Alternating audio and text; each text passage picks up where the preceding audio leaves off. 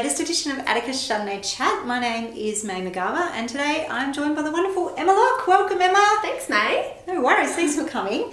So I wanted to talk about leadership today, but importantly from a practical day-to-day level, what business owners can do in their business.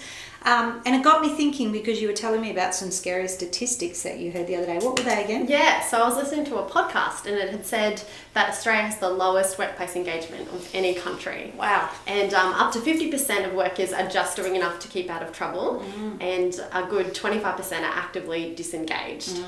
But then on the other side, where there's effective leadership, up to 72% are highly engaged and 3% are disengaged. That's a huge difference in those businesses, and that's some pretty scary stuff. Yeah, absolutely. So you could only imagine what it's doing to the business's bottom line, let alone customer service and team morale. Yeah. So it also, I was thinking about it, how these businesses could, I suppose practically change the employee engagement, and they could employ something like what we do here at Atticus called Managing Up. Yes, yeah, Managing Up. So I'm really happy to share that story because it's transformed our business at every level. Our team are much more focused on the end result, and I would say as a manager it would have made your life a lot easier, Emma. Yeah, absolutely. Cool. It's taken the pressure off at all levels, really.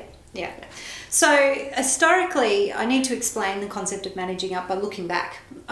Historically, businesses have been very downward. So a boss may instruct a manager who may then instruct his various team members to undertake a task.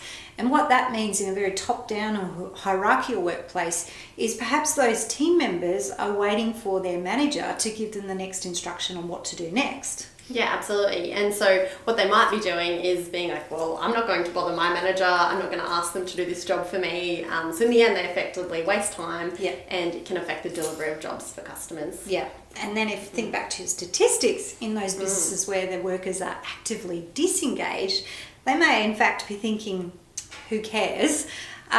Which would be a disaster for not only customer service but the morale of the other team members and the business profitability. So what happens in those businesses is those team members are very likely to be disconnected on how their work contributes to the overall results and goals of the business, and this is where our concept of managing up comes in. Yeah, so each of us, no matter what level we are in the business, we're all reliant on each other at some point to get a task done.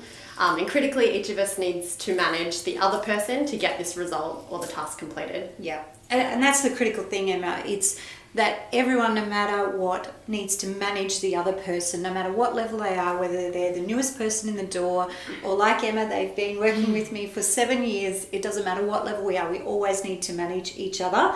And importantly, no one should hesitate or be too scared to ask what they need of the other person. Yeah. So we've eliminated that fear of I can't ask my boss or manager to do something for me. Yeah, so we clearly outline what we need from each other and by when, and it just works. Yeah, it does. And you might be thinking, so that's all good and well for a bunch of accountants. How might this work in a factory or a work site? And that's a great question. And we worked with a client a number of years ago. He was a small steel workshop, and his business has been transformed, and now his apprentice is telling him, mate, I need this by Friday because I've got this steel order lined up and this lined up, and you said you'd do something, so when can you do it? As opposed to what was happening, which was where the employees were very disengaged and maybe didn't really care about the result. Yeah, and so this is also helping, I suppose, to develop everyone's leadership and management skills at every level. Which I think then is pivotal. Like leadership, we talk about it all the time. It's not only pivotal to your personal success, but also the success of the business overall. Don't get me wrong, it takes time to cultivate this level in your business and isn't without some pain points, and takes a bit of bravery and strength from the business owners and the leaders of the business.